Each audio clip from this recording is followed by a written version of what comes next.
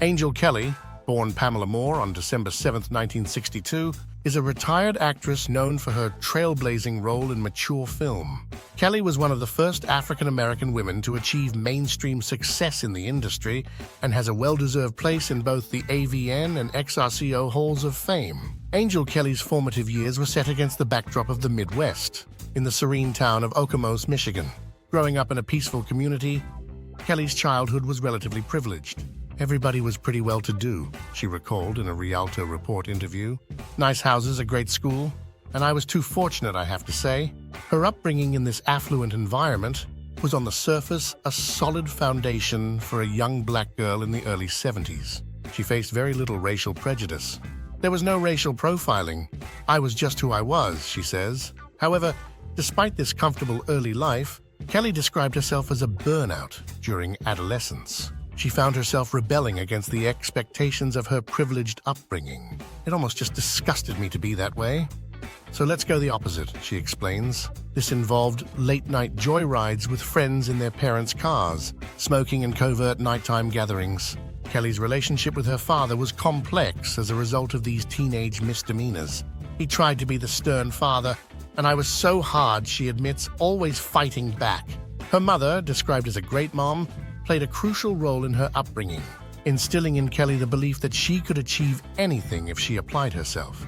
Religion also played a part in her formative years and would again later in life.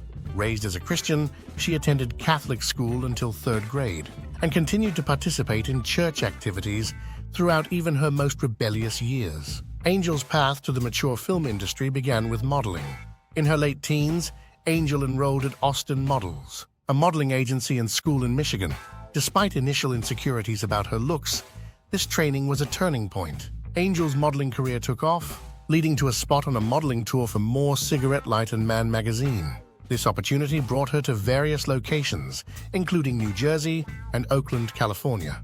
I felt like I was dreaming. It probably made me feel like a star, she reminisces. Her personal life during this period was dominated by a relationship with a boy in her hometown. By the age of 18, they were married. However, the marriage was short-lived. After Angel had given up modeling and quit dance college to be a wife, she discovered she had contracted a venereal disease, and it could only have been from her husband. This led to the revelation of his infidelity with another man. This betrayal turned Angel's life upside down. She had given up everything, and now she felt she had nothing. During this turbulent period, Angel found support from Portia Lynn, a friend she met through modeling. Portia introduced her to a new, more risque way of making a living, dancing behind glass windows in the booths of a club in Lansing. The job, while daunting at first, became a source of empowerment for Angel. I learned to make a man finish without even touching him. She and Portia embraced this new chapter, earning substantial money. Angel's involvement in local contests, such as Miss Nude Lansing and Miss Nude Detroit, further established her presence as a rising local star. During this time, she met prominent industry figures like Hypatia Lee. Mike Jolly, a powerful force in Michigan's after-hours businesses, had played a part in establishing Lee's career. He was set to do the same for Angel. Jolly proposed that with his help, she move to California and enter the mature film industry. Despite her initial reservations, Angel saw this as an opportunity to advance her career. When you get opportunities, you go for it. You never know if you're going to get that opportunity again, she reflected. This decision, however, created a rift with Portia, who had also been offered the same opportunity but chose to stay in Michigan. Upon arrival, Angel faced the reality of her choice. Living in a motel and working at a nearby dance club to make ends meet, she awaited several months for her big break. This period was marked by uncertainty and adaptation, as she adjusted to a new city where racism was rife. However, as with many young starlets entering the industry, her opportunity came after a pivotal meeting with renowned agent Jim South. He quickly found her work. Black Valley Girls in 1986 is one of her first credited appearances. This was quickly followed by the very popular Hotter Chocolate. Kelly's performance in these films garnered positive attention, leading to a slew of releases. Hot Rocks, also in '86, introduced her to Nina Hartley. Hartley's mentorship was instrumental for Kelly, providing her with crucial advice on hygiene and professionalism. "Nina taught me a lot as far as taking care of me and what to look for," Kelly recalls. This early career mentorship helped Kelly navigate the industry more confidently and safely. Between 1986 and 1988, Kelly appeared in over 100 original films, including a remarkable 53 films in 1987 alone. She also appeared at major conventions like the Consumer Electronics Show in January 1986. Her image at these events boosted her visibility and demand within the industry. This led to significant collaborations, such as with Terry Ross of Fantasy Home Video.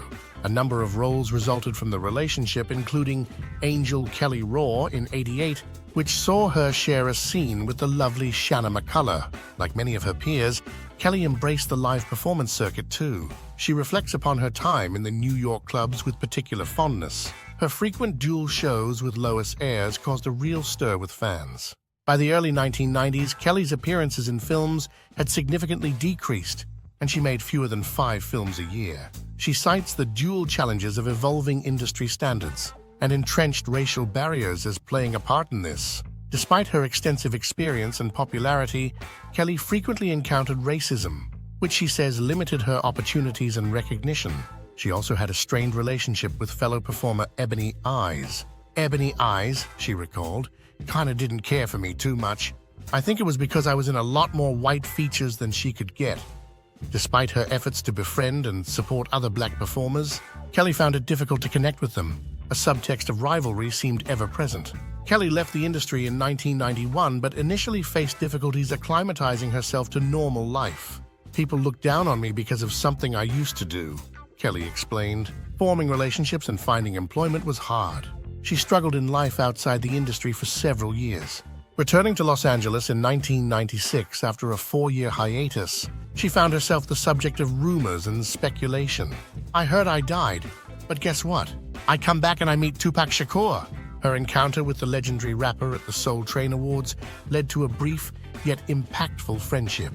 She appeared along with Nina Hartley on Tupac's "How Do You Want It" music video, and she forged an important relationship with the rap legend. Shakur's advice and support encouraged Kelly to reconsider her future. They even made plans to collaborate on a business venture. Despite this renewed perspective, Kelly faced a profound loss when Shakur was tragically killed. "I was kind of a wreck," she confessed. After this tumultuous period, she became a mother, and then later focused on retraining to make herself more viable for a conventional career. She moved to Memphis, Tennessee, and worked her way up to management in the restaurant and country club arena. In more recent years, she runs her own musical artist talent company based in Memphis. God also plays a large part in her life, and she credits much of what she has to her faith. Reflecting on her time in film and its impact, Kelly expressed no regrets. "I had the most incredible life and career," she stated. Despite the racial discrimination she faced at times, Kelly feels fortunate to have been a trailblazer in the industry. "I'm hoping in the future that one day I do publicize my memoirs. Until then, she continues to lead a fulfilling life, cherishing the inner peace she has found through the work and the family she holds so dear."